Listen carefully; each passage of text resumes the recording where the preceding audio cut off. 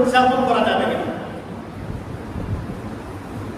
খুশি উদযাপন করা যাবে কিনা? সম্মানিত হাজিরিন, আমাদের নবী দুনিয়াতে আগমন করছে, দুনিয়াতে আসছে, এটা শুধু মানব জাতির জন্য খুশি না, সমস্ত কুল কায়নাত সমস্ত মাখলুকাতের জন্য আনন্দের কিছু। কথা বলেন ঠিক কিনা? রাসূল কারীম সাল্লাল্লাহু আলাইহি দুনিয়াতে যখন আগমন করলেন, ফেরেশতারা খুশিতে গলাগলি করতেছে যে দুজাহানের বাদশা দুনিয়াতে আগমন করে গেছে। সুবহানাল্লাহ বলে জমিন পর্যন্ত খুশিতে নাচতেছিল যে দুজাহানের বাদশা আজকে আমার বুকে পা রেখেছে। সুবহানাল্লাহ।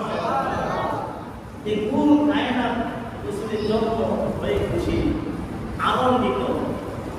তাহলে যে রাসূলের দুনিয়াতে আগমন করাটা মুসলমানের জন্য আনন্দের বিষয় কিনা? এর যে আনন্দ আর মুসলমানের জন্য আনন্দটা